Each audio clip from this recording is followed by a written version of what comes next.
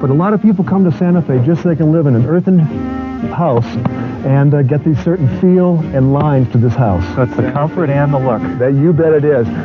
Hey, am I in the right place? I thought we had a meeting in an architectural office. You're in the right place, Steve. John's the only architect in town that's got his own antique shop. This is great. I wonder if the ancient Romans used the same technique to make their arches. Yes, I think they did, but boy, that plywood was hard to find in them days, huh? Funding for this old house is provided by Parks Corporation, makers of Carver Trip wood stains, clear finishes, and enamels, products that enrich, protect, and preserve the natural beauty of wood. And by State Farm Insurance and the more than 17,000 State Farm agents. For family insurance needs, auto, home, life, and health. Like a good neighbor, State Farm is there.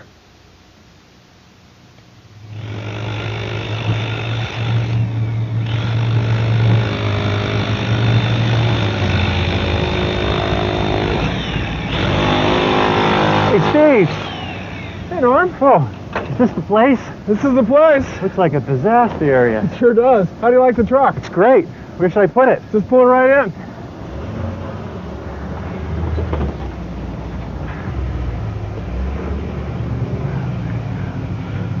Well, look at all this stuff. Got a table saw here. Looks like it's brand new. Extension table. Got a shaper over there. You got a joiner. You got a... This is a 13-inch surface planer. All this stuff is brand spanking new. That's right. Where'd you get all this stuff? Well, you know, I want to set up a cabinet shop to do some work here, and I got all these goodies at the local woodworkers store. They loaned them to us for a few weeks so we can use them. Boy, that was nice of them. So we can do the kitchen cabinets and the bathroom vanities. That's and right. stuff, huh? That's right. Boy, great. You know, when I pulled up, I saw some trucks out front. Yeah. And you're out here working on a hole for a window, I guess. Yeah. A lot of piles of material. What's been happening for the last 4 weeks? Well, a lot's been happening. We've got plans. The Ashers got their mortgage. There's no problem getting approval from the Historic Commission. We've done a lot of grading in the backyard, dug some drainage canals, poured some footings, poured some slabs, laid some adobe walls. We got vigas that are ready to go in over in the library, and the wall over there has been formed up too. And we've got a little beehive fireplace that's going in today too. Yeah. Is there anything else left for us to do? Well, there's a lot to do, and I'm a little concerned that we won't be able to get it all in the next 5 weeks, which is what we've got allotted for this project. Yeah, really. Well, you know, I got to unload that truck, but I'd sure like to see the work that's gone on. Well, let's go find John Wolf, the general contractor, and get a tour, and then we'll unload your truck. Okay. There he is, Wolf. Hey, Norm. Hey, John. Good to see you. Good to see you again. You bet. Boy, what have you done here? Last time I was here, it didn't look like this. We had a couple weeks of warm weather, so we had an opportunity to really get after it on the project and get some things taken care of. The first thing we noticed is that we had a drainage problem here. The contour of the land was running the water into the structure, not away. That's why we had to come in here and start to shape the earth away from the building. So you reshaped it. Now, what did you find as you dug through this stuff? Any big boulders or anything? No boulders, no obstacles, nothing at all. It was just 4 inches of frost. That's it. That's it, 4 inches of frost. But we have 4 feet of frost. Yeah, these guys don't know what frost is. I guess you've got the first things first. Get the water away from the building. Absolutely. Now, John, show Norm what we're doing with this portal here. Okay, and as far as the portal goes, what we've done is that we've gone 18 inches down, established our footings, stem walls, and put across the structural slab. So we've got a footing here, another footing over here. That's correct, where the load is. So then you put up your walls. So now I'm starting to see how this whole system works. You dig down to get below your frost line, and you pour your footing, which is the base. Then you've come up with a stem wall with this concrete block, which gets the adobe high enough up so that it's not washed by water, or else it'll just melt away. Then you lay the adobe block, and you put a bond beam up there, because the block itself, I mean, even when you hit it, it's not very structural.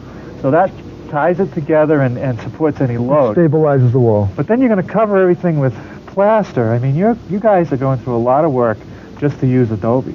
Oh, it's very labor intensive. And on top of this, we still have to put our insulation and our hard plasters as well.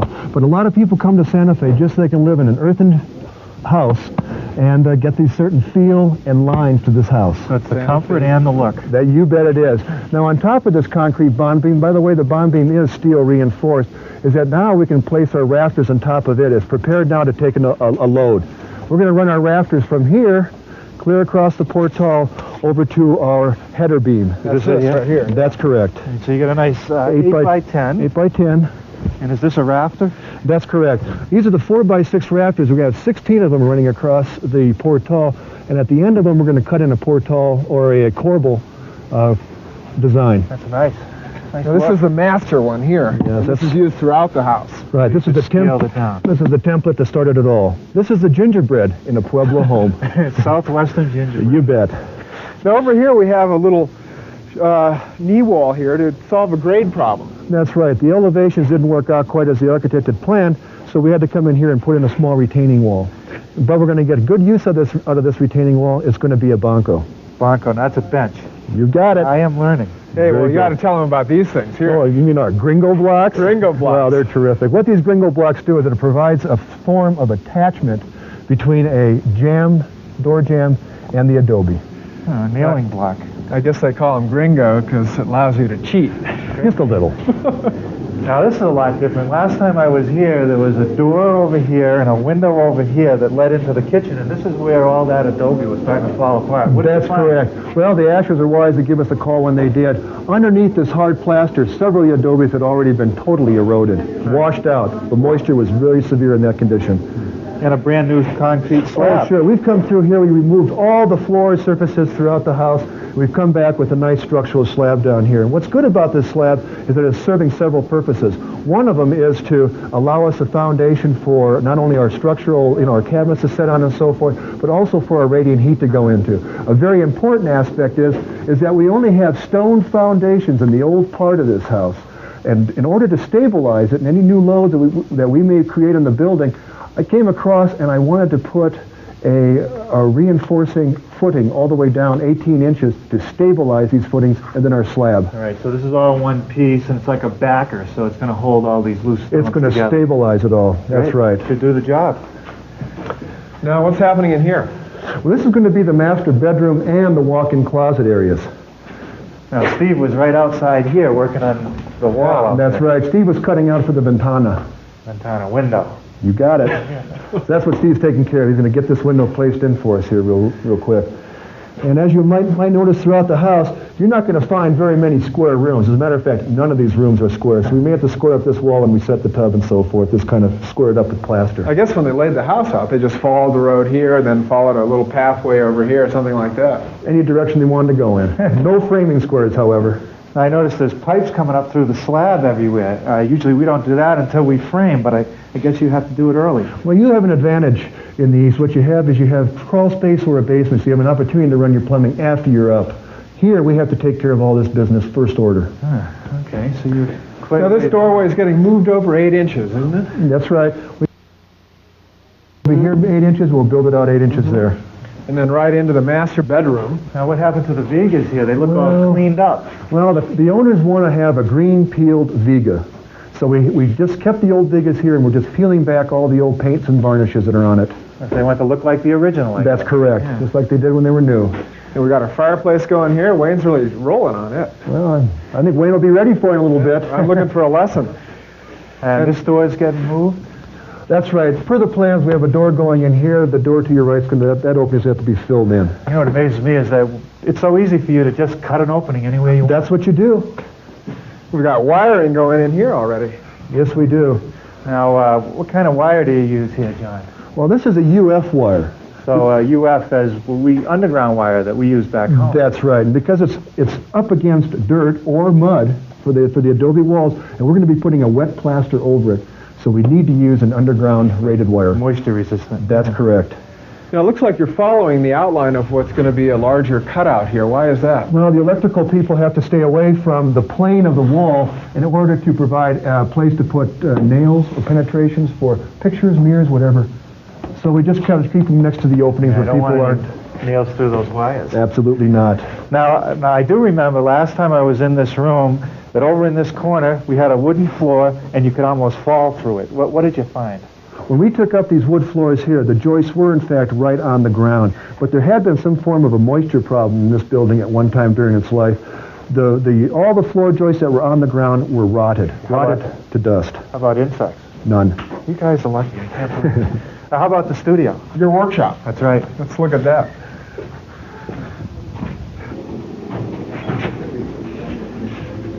See, I told you guys that this artist studio would make an even better workshop. Yeah, but I never thought you'd actually pull it off. Well, can you imagine, Steve? I think maybe we put the table saw right here, the joiner over next to it.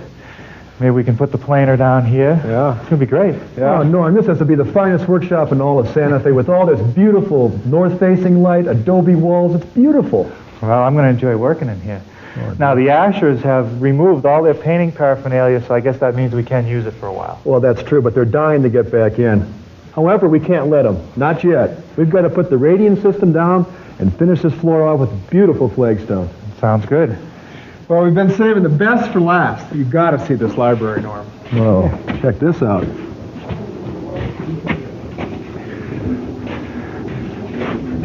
Norm, this is just a few weeks ago was a yard. That's right. And now, by using the same construction techniques that we did out in that south-facing portal, this is with the footing, the stem wall, the adobe walls raised up and capped off by the bond beam, we've raised up the library wall. We've left an opening out here. This is where a window's going to be placed. As you can see, we have the gringo blocks so we can fasten the windows to it, and we have the lintel above to pick up the load of the adobes. And then you've got these telephone poles for your roof, right? No, these are the Vigas. You remember Vigas, that. all right. I got to keep remembering all these terms. Now, what holds this together? I mean, these Vigas are only sitting in that wall a few inches. I mean, what's to keep it from just Norm, this wall is sliding? solid 14 inches of dirt. The compressive strength of that wall is amazing. There's a lot of strength to it. We just set the Vigas about 6-8 inches on top of that adobe and packed mud around it. Very solid. It won't slide or it won't go anywhere. Now, what do you do out on the perimeter of the building? Well, in between the Vigas on this side, we just come in and infill with adobe. We're going to put the latias on top of that, and after that is complete, we'll go ahead all the way up to parapet height with the adobes. That'd be great. Oh, you bet. All these Vigas were supplied by one of the men that works for the company except for one. That one Viga came from a very special lumber yard, not far from here, and it specializes in all of this local woods, local species. It also supplies all the latias, split cedars, tablas, anything you need to do a good southwestern home. Would you care to see it? I'd love to, but I think I better unload that truck and start setting up my shop. Steve, you up for it? on. You bet. All right. I'll give you a full report. Okay. Let's go do it.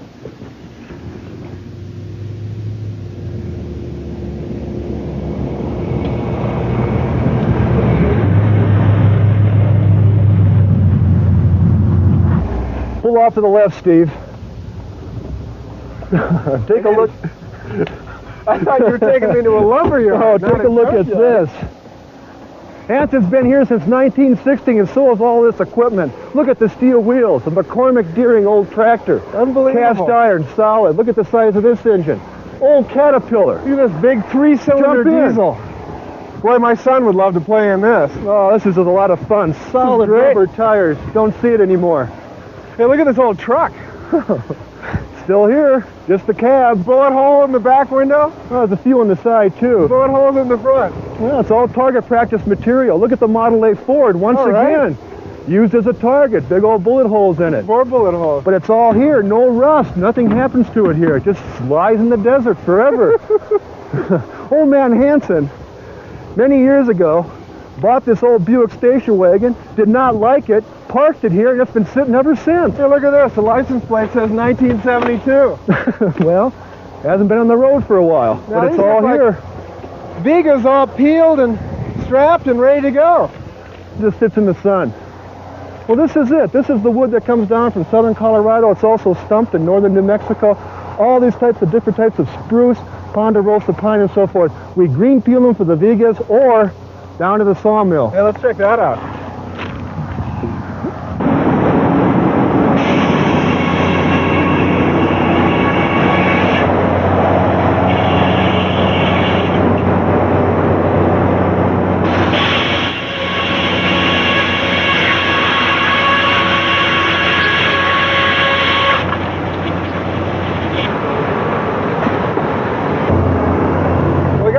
John, I've seen higher technology in sawmills, but never in such a beautiful setting. Let's go up to the office, Steve. Well, this is the world headquarters in a building where time has forgotten. Was swept out once 25 years ago, and not never since. Here's Mr. Hanson. 95 years old, still comes to work.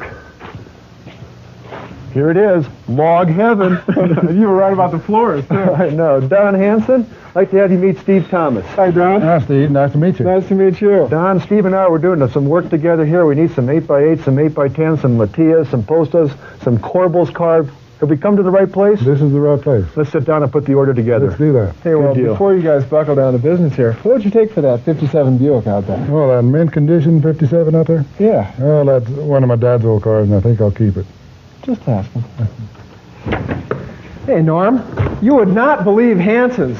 Not only does it contain every piece of construction equipment that Mr. Hanson ever owned, but it's got some fabulous Southwest-style material, too, building material. Oh, I'm going to have to get down there. Well, everybody is curious about what Norm Abram would put in his dream workshop. So what have you got? Well, you're leaning on the first key piece of equipment, a good table saw, 10-inch, with a 3-horsepower motor, a nice extension table with a good rip fence, especially for ripping big sheets of plywood. Yeah. And of course, I wouldn't be without a 10-inch miter box to cut all my molding. That's right. You couldn't possibly do it by hand like the old guys. Right.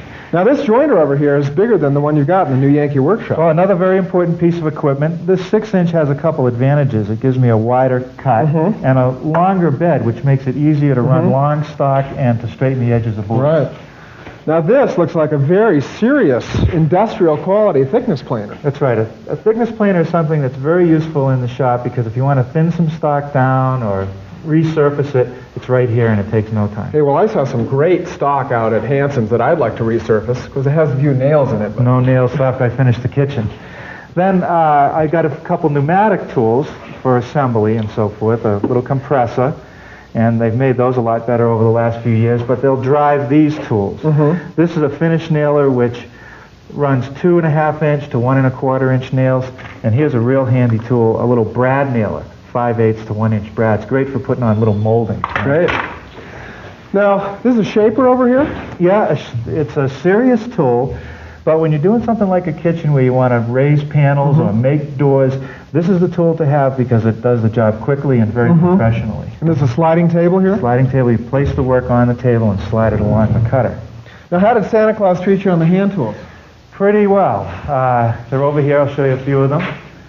Got a biscuit joiner, which is a tool that wasn't around a few years ago, but is great for joining pieces of wood together to make panels. And then a standard 3/8 variable speed reversing drill. A good jigsaw for cutting curves and sink cutouts and things like that. And here's a real nice tool. That looks like a little grinder. Well, it probably started out to be that at one point, but it's a sander, a finishing sander. It spins and orbits at the same time. So, like if you have a joint like this, where there's grain running this way and grain running this way, in order to not get marks on that, it's pretty difficult. But with this sander, which goes randomly, it'll be perfectly smooth and no swirls. Well, I have to try that out. Of course, you have a standard 3x21 belt sander, a D-handle router, and a little finishing sander, a palm sander, square pad. That's to get in the corners that I can't get with the other sander. And one more tool, a cordless drill for, probably hanging the cabinets, 3/8, 12 volt. Nice. Well, it looks like you got everything you need to start making our kitchen. I have all the tools, but I need a design. I need to know what I'm building. Ah, that. Well, even as we speak, Jim and Joanne, our homeowners, are meeting with our architect, John Midyett, to nail down and finalize a kitchen design. So we ought to have you some drawings by tomorrow afternoon. In fact, I'm due over there in about 10 minutes. The sooner I get the plans, the sooner I'll get started. Okay. Okay, so we've narrowed it down now to this applique Penasco cross. John, I think this is beautiful. I'm just concerned that it's going to get very complicated for such a small space. Well, I think that's the beauty of design. It's going to be easy to control. Hey, am I in the right place? I thought we had a meeting in an architectural office. You're in the right place, Steve. John's the only architect in town that's got his own antique shop. This is great. You got great stuff here. Thanks a lot. Well, how you doing on the kitchen? We're doing really well. Let me give you an idea of the geography and we'll show you. Okay. Okay, you're out here on the new portal. Yeah. Coming in past new pantries. The sink is over here with a new window over it. Back wall, the major feature here is the new stove. Turn the corner around to the refrigerator. Then through the deep arch into the dining room. Well, it looks like a nice layout. Now, how about the cabinets themselves? Well, we've been working on that. We've been reviewing these books, and Jim and Joanna, we've been perusing through them, and have finally come up with basically this concept and this concept of the applique penasco door. Penasco? It's this community in northern New Mexico that did a lot of this applique, not unlike this door here. The applique gives you the ability to get to positive and negative space in some Now, by reveal. applique, you mean actually sticking moldings onto Right. the field. It's not, yeah. I get That'll it. give us the ability to control the scale of what we're doing with that. So is this what you've gone with? Basically, yeah. We like this. Let me show you the problem that becomes apparent very quickly. If you take that cross and you begin to do it in all these small spaces and repeat it, you can see that very quickly it gets very complicated. I see. Yeah. So you've rejected that then? No, what we've decided is to keep the idea, but to enlarge it to the whole field. I see. You just expand the whole thing, let it take up the whole field. That Simplify it looks a nice. lot. Now, what kind of wood? Basically, we've rejected alder and fir because of the color. What we're thinking of, and we're still looking at, is pine, one, but we want to keep the pine color light and the finish light and natural. The floor is going to be that natural Arizona buff flagstone. Yeah. The countertops are going to be this marble. So the pine gives us the ability to color I and see. control it better than with the other woods. Well, you guys have got this pretty much knocked. Norm's ready to go. Can you get us some drawings? Tomorrow? Tomorrow, of course, right? We can drop everything and do it. Why And not? I'm going back up to your house to get a lesson in fireplace building. Good. Take care. Hey, Wayne. I'm ready for my lesson. Oh, hi, Steve. Are you sure you really want to build one of these kiva fireplaces? Yeah, I've always been curious about them. Look at these hands. Look at how torn up they get building these Boy, those are kivas. pretty tough-looking hands there. What are you, an artist? You've been doing a lot of painting lately? Oh, come on. I'll give it a try. How do you get started? Well, first you put down your base down here, and that's made out of regular standard block, and you fill that solid because this base is going to be holding a lot of weight on these kiva fireplaces. And then you put down this shelf of fire brick here? Right, these are manufactured fire brick, and they're suited for the high temperatures that this fireplace is going to be putting out. You got a center line right inside the middle of the fireplace, and that's basically the starting of the base of your fireplace. Then how do you know what the opening's going to be? Well, then we got this right here, and it's a template. Now, is that something that's been handed down in your family for generations or something? No, this is built to the preference of the owner itself, so this is a one-of-a-kind type template right here. So our homeowner actually designed this. Right, Now, that gives you your opening here and also your height. right.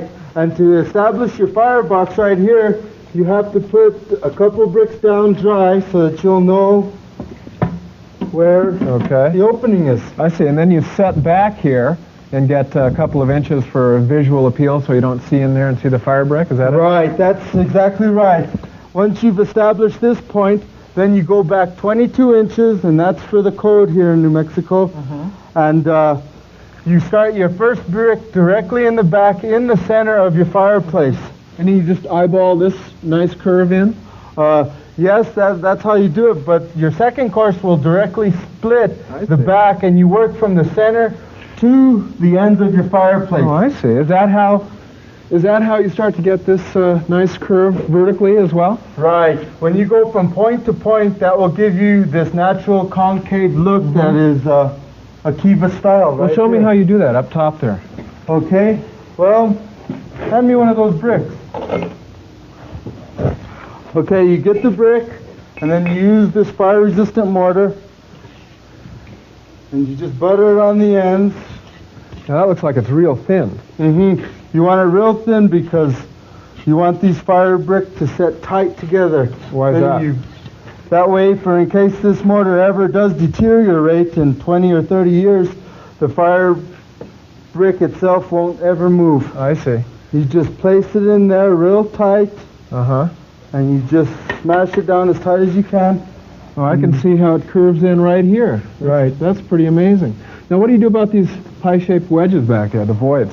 Well, you leave those pie-shaped wedges there because in this firebox you're going to have extreme heat, and that's going to let this firebox expand and contract depending on how hot the fireplace is.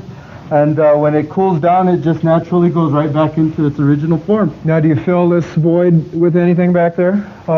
Yes, you do. You use all the broken pieces that you've broken off of the fire brick, and you just throw them back in there, because later on we'll be putting a smoke shelf right back in there, and that will be the base of our smoke shelf itself. Well, let me give you a hand. Look, watch those toes.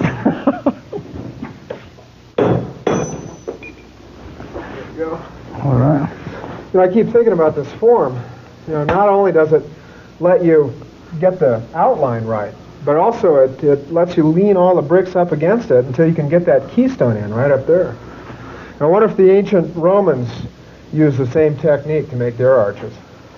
Yes, I think they did, but boy, I bet plywood was hard to find in them days, huh? Okay, Steve, why don't you grab the damper and we'll set it now. See how it looks. Just plop it right in there? Yeah, just center it there in the opening. Get it in there and make sure it's a little bit away. How's that? There you go. That looks just about right. Now, you going to finish this up tonight? I could hang around for a while and give you a hand.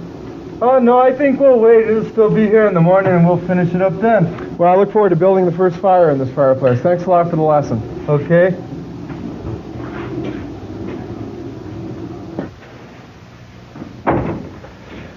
Locking up, eh, Norm? Yeah, closing it up for the night. You know, I think a couple more lessons from Wayne. I might even try a few of those kiva fireplaces myself. Can I build you some? I don't know. They're real nice down here, but I don't know how they play back home. Yeah, I guess you're right. Well, I guess next time you'll be building our kitchen cabinets, and I'm going to take our viewers on a tour of some extraordinary Santa Fe-style homes.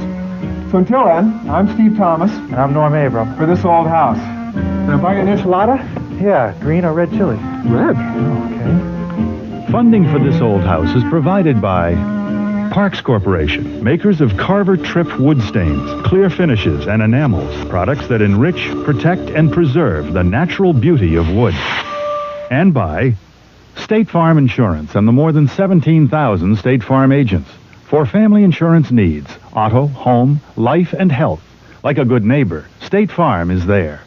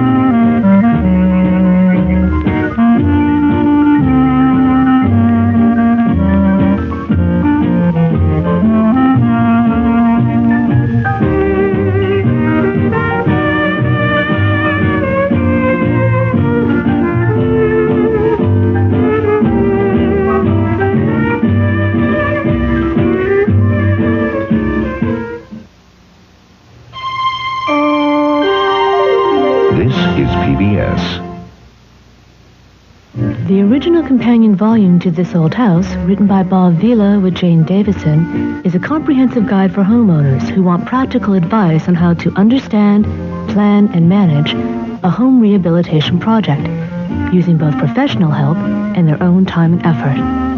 To order your copy of the softcover edition, call 1-800-441-3000.